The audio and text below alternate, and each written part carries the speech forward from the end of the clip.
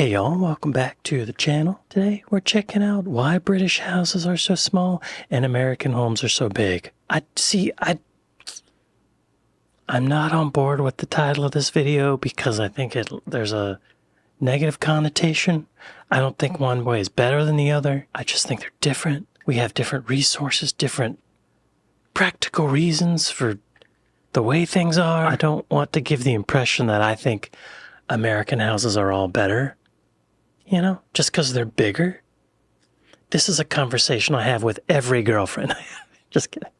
For Americans visiting Britain, one thing stands out immediately. The houses feel tiny. Bedrooms feel cramped. Kitchens feel narrow. Roads feel claustrophobic. Neighborhoods feel packed together. British people visiting America experience the opposite shock. Enormous detached homes, giant garages, wide suburban streets, massive kitchens, front lawns, bigger than entire UK gardens. Same modern world, same wealth, same technology. Yet the average British home is dramatically smaller than the average American home. Why? Step onto a narrow British street. Okay. Oh, look, it's the shambles in York, y'all. I'm learning. See, I think there are practical reasons for this. I think British homes are built to hold on to heat. They're built for winter, and a smaller room is easier to heat. They also have thicker walls to hold on to heat, right? They're made of brick, usually, to hold on to heat. American homes are larger. There's more space in general. They're made of cheaper materials, so you can have a bigger home. They're made of, like, wood and paper, basically. Very flammable. It's just a different kind of thing. And I'll also say, just let's back up here a bit. These kinds of homes, I've seen these in America. I can think of some specific places in America where I've seen these. They're like more urban areas rather than suburban, right? And like this, the video is saying this is tiny, but I don't see that as tiny. That looks like an apartment. That looks like a very reasonable size living room to me. I will also say this is very suburban. We definitely have this kind of neighborhood with these houses, with yards. That's kind of a mansion. I would say that's a McMansion. That's not normal. That's not a normal American home right there. The American flag mowed into the lawn, while impressive, is not normal. This is the first time I've ever seen that. This kind of house, that looks very British to me. I can't think of where I've seen this in America. That's very British to me. That looks very British. That's a specific road, I think, in the Cotswolds that I have seen before. That looks very familiar. Step onto a narrow British street Compact and you're roads. walking through a living document. The width of the road, the line of stone cottages, even the way the corners bend, all of it traces back to rules set centuries ago. In medieval England, land was not just space to build on. It was measured, divided, and recorded by the charter and the manor court. Each plot a legal promise as much as a piece of earth. Town charters from the 12th and 13th centuries dictated not just who could trade at the market, but exactly how much street frontage each household could claim. 12 to 18 feet. That was the norm, written into the records of towns like York and Oxford. These strips, called burgage plots, ran deep but stayed narrow, locking in a pattern that still shapes entire neighborhoods. Wow, look at that. There's something kind of beautiful about that. So, 12 to 18 feet, you had to stick within that distance of street-facing home. So this is all in the law. Very interesting. The market square, usually the heart of the town, was set out wide enough for livestock and stalls, but the lanes feeding into it stayed tight, 6 meters across for a market lane, sometimes less for the alleys behind. These were not random choices. They matched the needs of pack horses and handcarts, not motorcars. The parish line marked the edge of what could be built, and every new street had to respect the rights and boundaries set by earlier generations. Okay. The streets had to respect boundaries set by earlier generations. The result is a compact web of streets and blocks, where every inch of frontage and every twist in the lane is a centuries-old artifact. Even today, the dimensions of these ancient parcels resist change. To widen a street or merge Resist plots change? These AI narrators are hilarious. They resist change. The dimensions of these ancient parcels resist change. To Change. widen a street or merge plots means untangling layers of legal rights, parish boundaries, and historic claims. The lines drawn by medieval surveyors still decide how close your kitchen sits to the road, how much garden you get, and whether your home faces the sun or your neighbor's wall. So it even dictates how close your kitchen can be to the road. Maybe for fires? Would that be a reason why? Maybe. Wow. British towns are not just old, they are built on foundations of law and measurement that have survived invasion, industrialization, and the car. Every cramped bedroom, every tight corner is a mark left by a system that prized order, proximity, and the certainty that your bit of the street would always be yours. By the dawn of the industrial age, the old web of medieval streets faced a new kind of pressure. A wave of workers pouring into cities like Manchester, Leeds, and Liverpool. Mill owners needed hands, and every hand needed a roof. The answer came in brick and mortar, rows upon rows of terraced houses, each one squeezed onto the narrowest slice of land that could still be called a home. You know, that's interesting. I also saw, maybe it was another video, maybe it was something I watched on my own time, but it said something like America had so many trees, like the logging industry was huge, and there's just so much land to grow trees, whereas in Britain and in Europe in general, there's a finite amount of land, so a finite amount of area to grow trees on. So to build enough homes for enough people, you wouldn't be able to grow enough trees. So that's another reason why they use brick. It's also, it really is a longer lasting material, right? Builders, often working on speculation, bought up parcels by the dozen, carving them into blocks that could hold 400 to 500 households per hectare. The logic was simple. The more units you could fit, the bigger your return. A standard terrace, just 45 square meters of interior space, offered 2 rooms up, 2 rooms down, and a patch of yard barely big enough for a washing line. That's all I would need. Y'all, that would be 45 meters square for an entire home. How many feet is that? My brain doesn't work in meters. 147 feet. Whoa. That's tiny. My 1-bedroom apartment is like 800 square feet. Wait, 45 square. Okay, that's actually 484 square feet. So that's still half as big as my 1-bedroom apartment. I'm not bragging or anything. That's not a lot of room. These are Victorian times. So this is a long time ago, right? Yard only fits a washing line. Built cheap for mill workers. Okay. 2 rooms up, Yeah. 2 rooms down, and a patch of yard barely big enough for a washing line. I will say, though, my last apartment was a studio apartment, and I think it was 530 square feet. So much closer to this Victorian standard. Sometimes houses were built back to back, sharing a rear wall with no private outdoor space at all. These terraces rose fast, often in the shadow of the factories themselves. Sorry to stop the video so soon. They had their own outdoor space. See, that's something I don't have. I would gladly sacrifice 100 or 200 square feet of my apartment to have a little garden, a little outdoor spot. That would be awesome.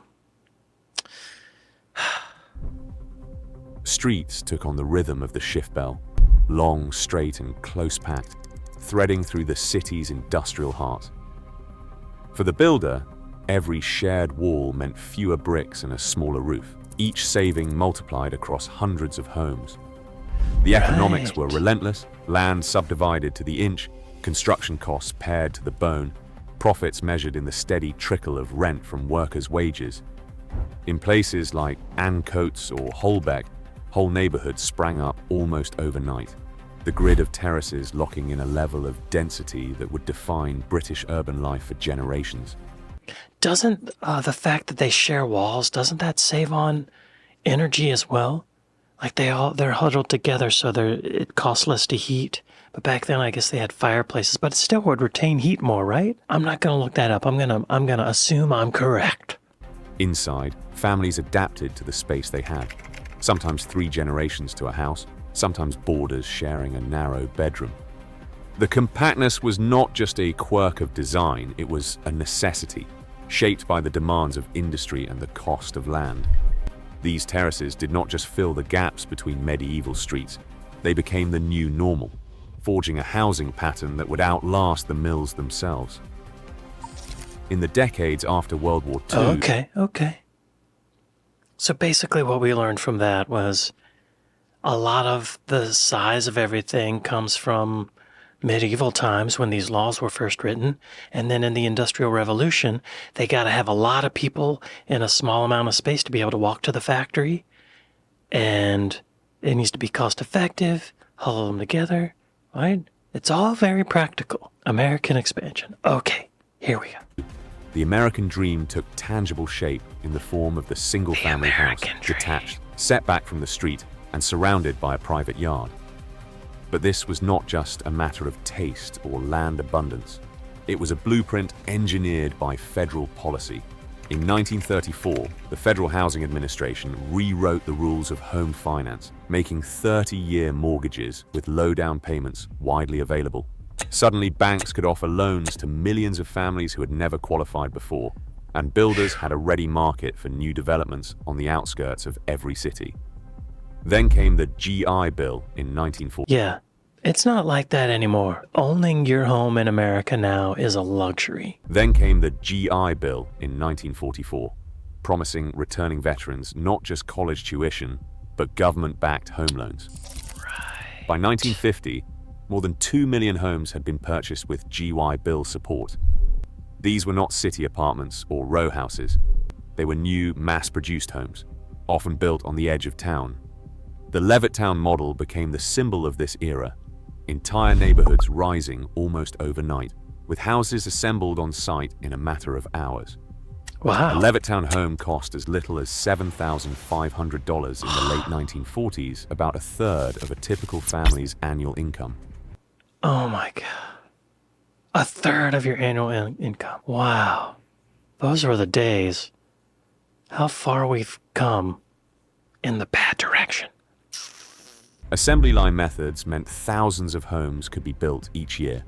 Each one nearly identical, 3 bedrooms, a garage, a patch of lawn, and space to grow. But the invisible hand shaping these suburbs was not just the mortgage. Zoning ordinances, upheld by the Supreme Court in the 1926 Euclid case, set minimum lot sizes, required setbacks from the street, and banned multifamily units in most new developments. The law wrote low density into the map. The result was a landscape where the single-family home became not just common, but expected. Oh, I didn't know that was written into the law. So this also was from, like, just the time that it happened. It was written into the law. Only single-family homes could be built in those spots. Policy did not just make suburban sprawl possible, it made it profitable, and then it made it normal. The next piece needed to scale this new way of living was a way to get from these far-flung homes to work and back. Right. A challenge that would soon be met with concrete, asphalt, and the promise of the open road. Traffic. In the summer of 1956, President Eisenhower signed a single act that would redraw the map of American life. The Federal Aid Highway Act promised 41,000 miles of interstate roads, funded with $9 federal dollars for everyone from the states. Concrete and asphalt poured outward from city centers, carving ribbons across farmland and prairie. Suddenly, distance lost its meaning. A family could live 20 miles from downtown and reach the city in half an hour, if they had a car. And soon... That's very true. My dad used to talk about driving from Live Oak, Florida to Tallahassee, Florida before and after the interstate. Before the interstate was built, it would take about 90 minutes on this little 2-lane highway. But after the interstate was built, it took about an hour. So not much difference, but I mean, I guess it's a 50%, or the old way was 50% longer.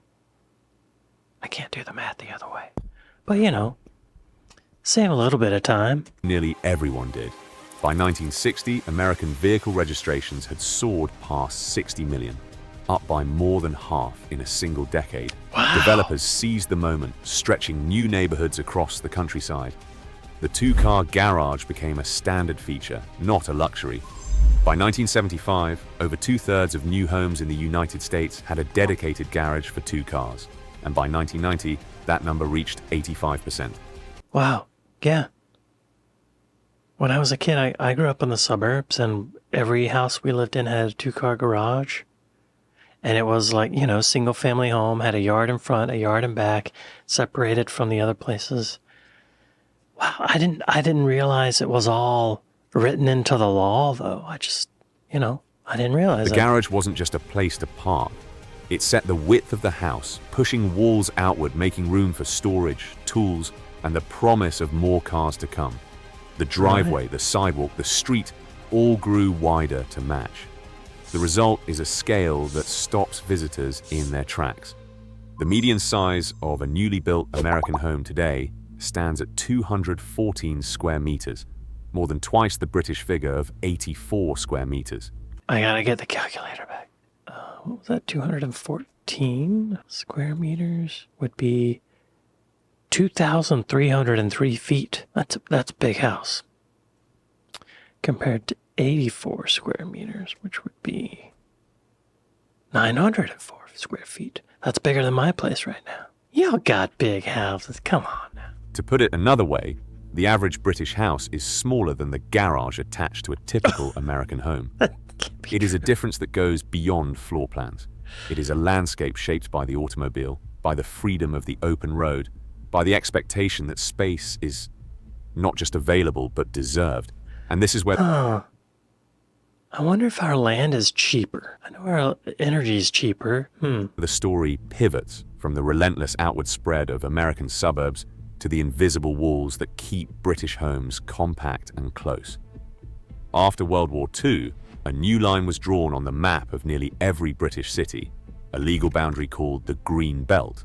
Introduced by the Town and Country Planning Act of 1947, the Green Belt was not just a suggestion, but a hard rule. No new housing estates, no suburban sprawl, no leapfrogging the edge of town.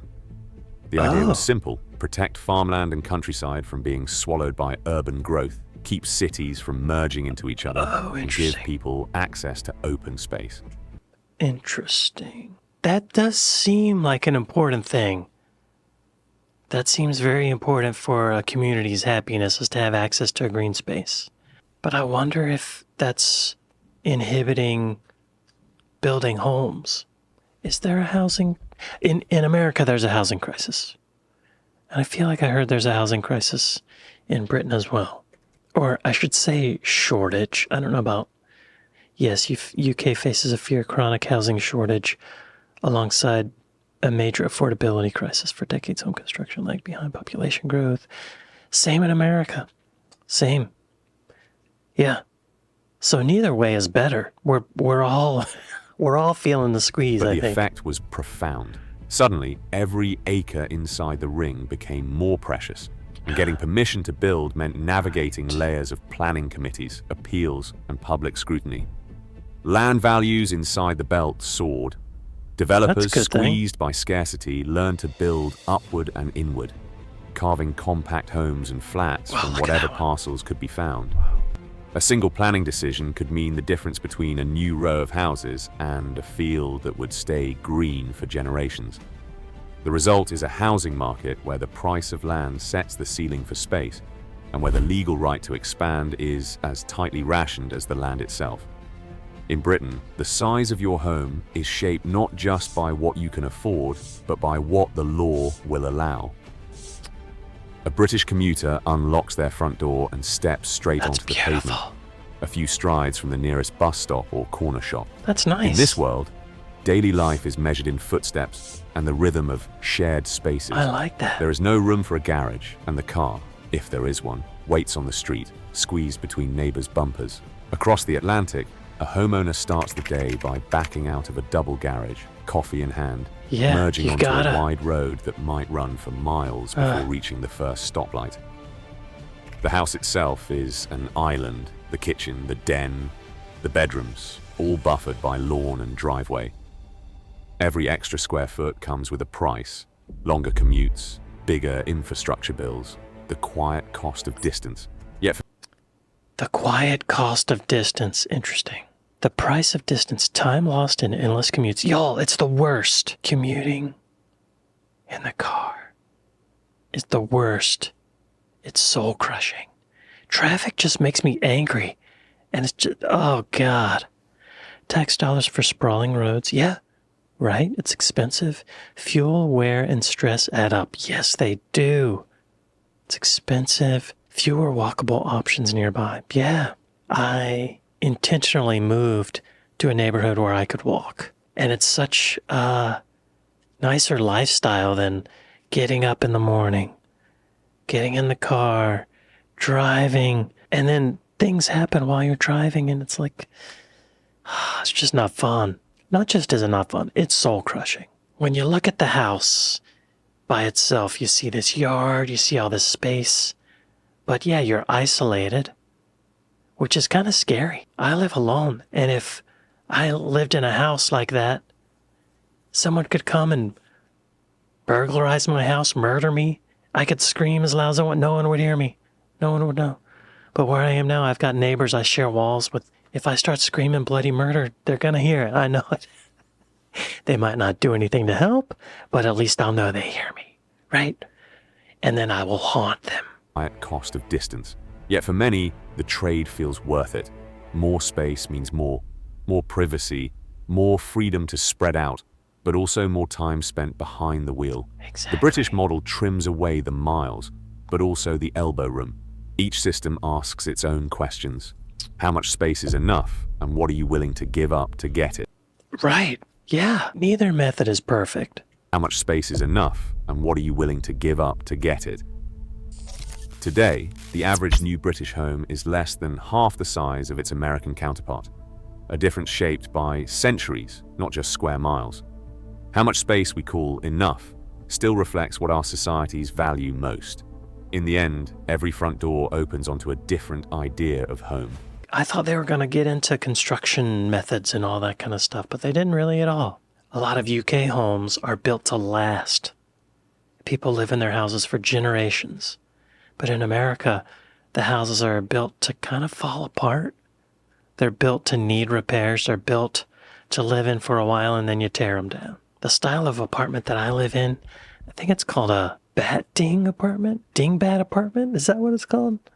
Dingbat apartment, Los Angeles. Yeah. That's the kind of apartment I live in. A dingbat is a type of apartment building named for the mid-century-esque visual motifs on their exterior that flourished in the Sunbelt region in the United States in the 1950s and 60s. A vernacular variation of shoebox-style stucco boxes, dingbats are boxy 2- or 3-story apartment homes with overhang sheltering street front parking. They remain widely in use today as bastions of affordable shelter. They're the mid-century modern design and kitsch,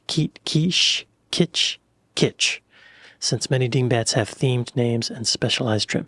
Yeah, they're like, this is that kind of style. The front of them looks kind of crazy usually, but then really inside they're just kind of normal. This is a good example.